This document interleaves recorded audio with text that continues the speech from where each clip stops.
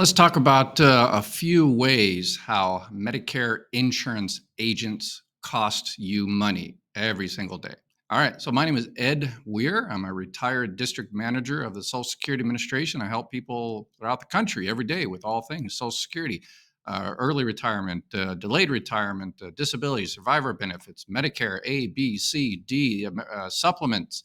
Even doing the Affordable Care Act now. So give me a call. All my help is free. Let's see if I can help you out. But all right, so Medicare insurance agents, brokers. And let's tell you what the difference with an agent. An agent generally is there's captive agents. So if you have to call a Medicare insurance agent and they work for Acme Medicare company, then it's kind of like the old Henry Ford thing. You can have any color car you want as long as it's black. So, all their solutions are Acme Medicare insurance company, right? But a broker, like I'm a broker, I don't work for the insurance companies. I'm contracted with most of the major ones throughout the country. I'm licensed in 50 states plus the District of Columbia. And a broker works essentially for you. So if you're looking for someone to help, always go for a broker. And that way they can check out all the different plans in your particular area and they work for you. And that way they can give you your best options. But some brokers don't. Um, Contract with all the companies in a particular area for my particular part. Why did I get into the Medicare insurance? Well, it's interesting. After retiring from the Social Security Administration, I did a kind of an early retirement because of a COVID thing. They say, hey, if anybody wants to retire early, go ahead and go for it. And I'm like, okay, well, I want to try something different. So I did. And it's interesting, about 3 days later, they called up and says, hey, do you want to come back? And too many people quit. And now we're going to have a problem with customer service. And I've already moved on with my life. But people continued to ask me questions, friends and relatives and friends of relatives. And but now that I'm no longer an employee of the Social Security Administration, I could actually give kind of the inside tips, tricks, and secrets because I'm not handcuffed in terms of telling all the insider dirty secrets and how to get stuff done correctly. So I just continue to do that, taking calls and helping out friends of friends of friends, and that one thing led to another. And people, obviously, Social Security and Medicare work hand in hand. So they asked me about Medicare, so I help them out how to file, Medicare Part A and Part B and stuff. And they say, well, what about C, D, and supplements? I'm like, okay, well, the Social Security employees don't know really anything about any of those. So I went and got my license in my particular state to help out my local friends and stuff, and then I've got family in other states. So they said, okay, well, I guess I got to go ahead and get licensed there so I can help them out there. And I've got friends in other states, and and then I did this crazy YouTube thing here, and yeah, so now I'm licensed in 50 states and the District of Columbia. Yeah, it's crazy, but it's a beautiful thing. I'm getting calls from people all over the country on a regular basis, on a daily basis, wanting help with all things Social Security. And if you want me to help you with Medicare C, D supplements or anything like that, I'd be more than happy to help. If you don't want me to help you with that, if you've got a agent or a broker, whoever, a friend, family, or someone you may be using, then it's a beautiful thing. Use them. But if you want me to help you, I'd be more than happy to help you out. Pretty much, it doesn't cost you anything. It doesn't matter who you use. It even doesn't matter if you go directly to the insurance company, Acme Medicare Supplement Company. If you go to them directly or use an agent or use me, it doesn't matter. It's the exact same price, the exact same premium, the exact same deal. So nothing changes. But uh, that's one of the other reasons I got kind of into added Medicare, the insurance part of it, to my kind of repertoire. Is I was talking to a Medicare insurance agent and seeing if I should, even wanted to get into that type of field.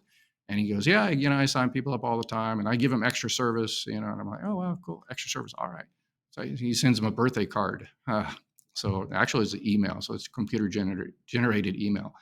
And I'm like, wow, that's it. And I kind of noticed that kind of no other um, Medicare insurance agents slash brokers in the country help people with Social Security. But then after a while, I realized that they shouldn't. And that's the first reason how Medicare insurance agents cost people money every day is that they're giving Social Security advice when they really shouldn't. They're not trained to.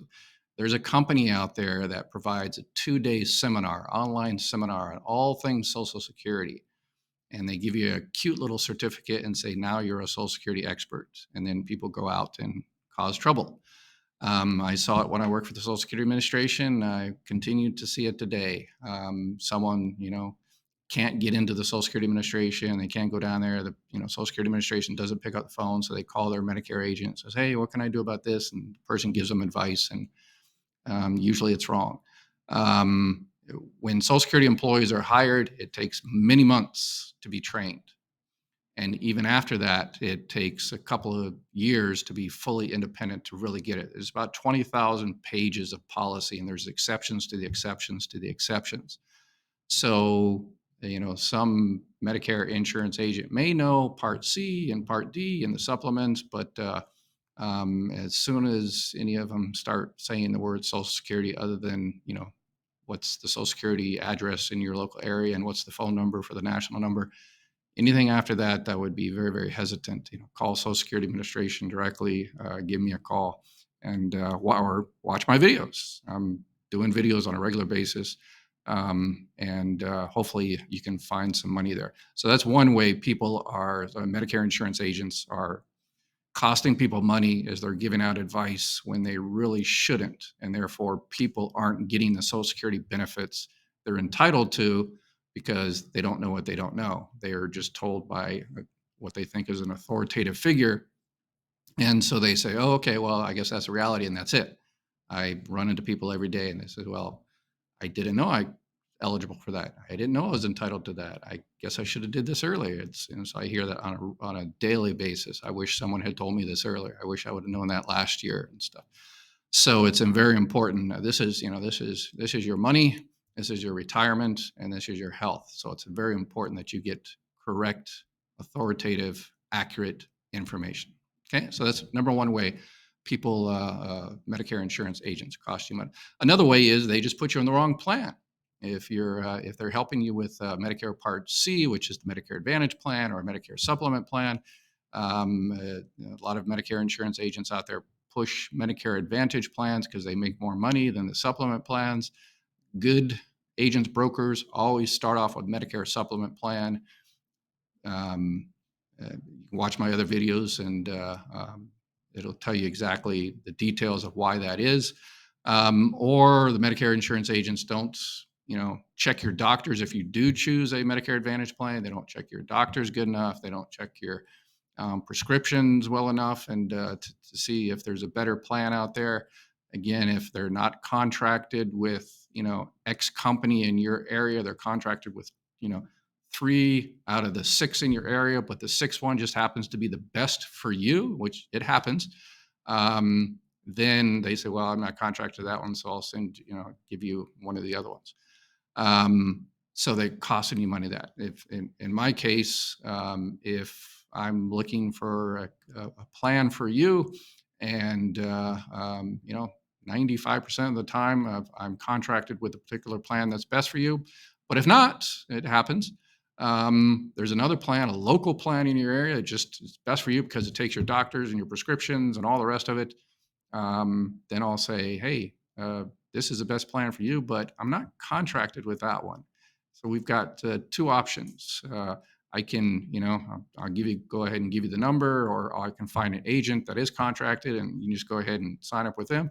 Or if you don't mind, it's still, early in the month. Give me a little bit of time. I'll contact that company. I'll go ahead and get contracted. Usually it doesn't take very long, about a week or so.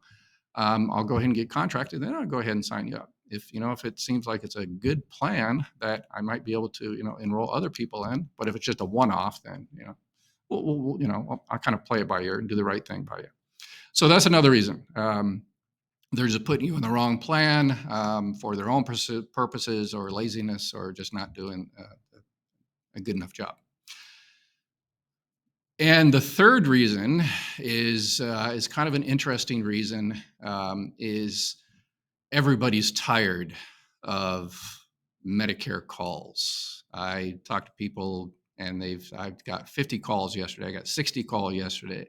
They're just getting too many calls from all over the country and all over the world, from India and Pakistan, and it's just overwhelming. The Center for Medicare and Medicaid Services is trying to clamp down on those, but yeah, it's they're not doing it fast enough. So people are just completely fed up with these Medicare calls, especially when you turn 65. When you turn 65, you're the most popular person in the country. It's like being back in high school, king or queen of the prom. Everybody wants to take you to the 65-year-old Medicare dance, I guess. So you get all this junk mail. You get just, used to be good. I guess in the old days, you can wrap fish in it, but you can't even do that nowadays, I guess. I guess you can. But yeah, you get all this junk mail. You get all these calls. They never end. Usually what it is, you call, some ad you see on TV and they talk to you. And if they don't sell you, then they sell your name and to another agent and gets another agents and another agents. And then you're like, you tell one agent to stop calling you. Well, there's, might be hundreds of agents out there that have your information. Or you click on, Facebook. I tried that one time. For my particular case, the YouTube. If you don't call me, I'm not going to call you. I don't cold call. I don't call people. Hey, would you like to do this, that, or the other? If you have to call me first. If you don't call me, I'm never going to call you. So I tried that one time. I tried to on my Facebook page. I put a little thing up there, kind of like an ad. If you need help, Social Security, Medicare, fill out this form, and I'll give you a call. So you're actually, clicking the button, fill out the form, and I call you up. But the problem was, I guess so many people have Facebook. They've got that autofill thing, and so I would call people up and I don't know what you're talking about. I didn't fill out anything. So I guess what it is, maybe, I don't know. I tried it for like a day. I got about 10 or so. And I called the people up and they didn't know what I was talking about. So I think they, kind of pushed the button to find more information, and the system automatically fills their name and their phone number and stuff like that. And it, to get out of the page, they, just go on and then, that information came to me. And so I called them up. So I stopped doing that because it was just a complete waste of time. So I think that's, so if you go on Facebook and start pushing those buttons, then everybody in the country is going to get your information. So that leads me to why this costs you money. All right. So basically what it is, Medicare insurance. If you're on a Medicare supplement plan, then you're good. If you're on, Plan G or Plan N or the old Plan F, then that's good for a lifetime unless you move and, after, to a different state or something like that. But let's put Medicare supplements aside.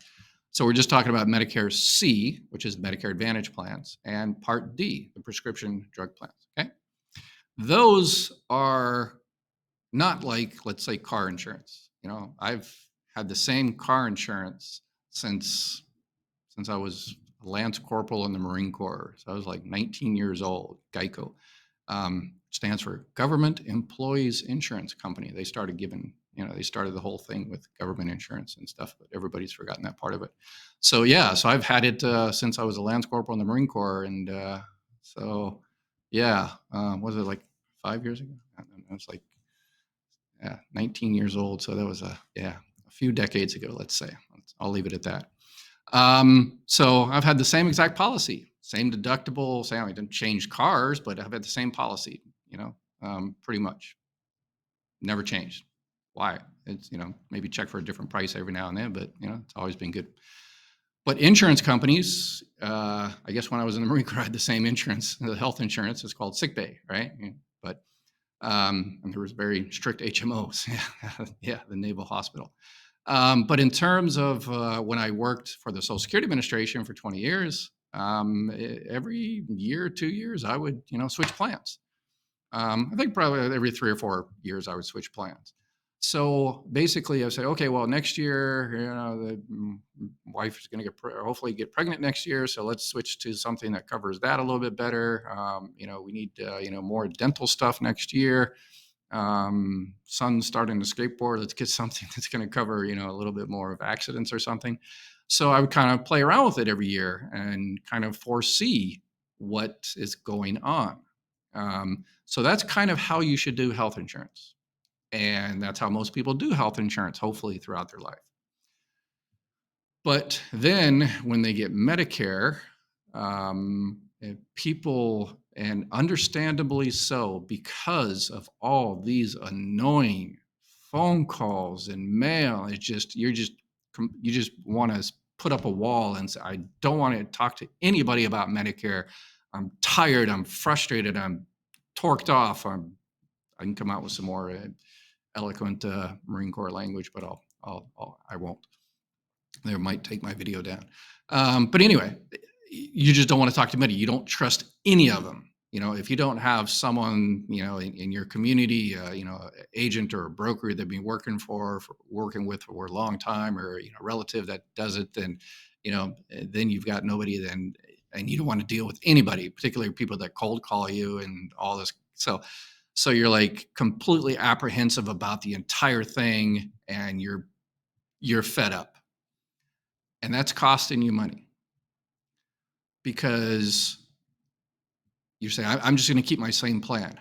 And that's a fatal mistake. You are not keeping your same plan. You might have the same Medicare insurance company that says Acme Medicare Advantage Plan or Acme Prescription Drug Plan or whatever the case may be, but that's the same card.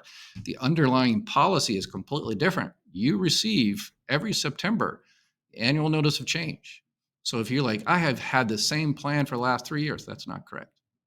You've had the same card maybe for the last 3 years, but everything underneath that may have changed. And you received notification in September that, okay, your deductibles are going to go up or down. This doctor is going to be covered. You don't see him very often, but just FYI, this doctor is no longer going to be covered. You're going to pay more for your prescriptions. If you go to the hospital, sure, when you signed up, this is what I get continuously. People regret is they think that their plan is still the same that they signed up for 3 years ago because they got the same card. And it's a rude awakening.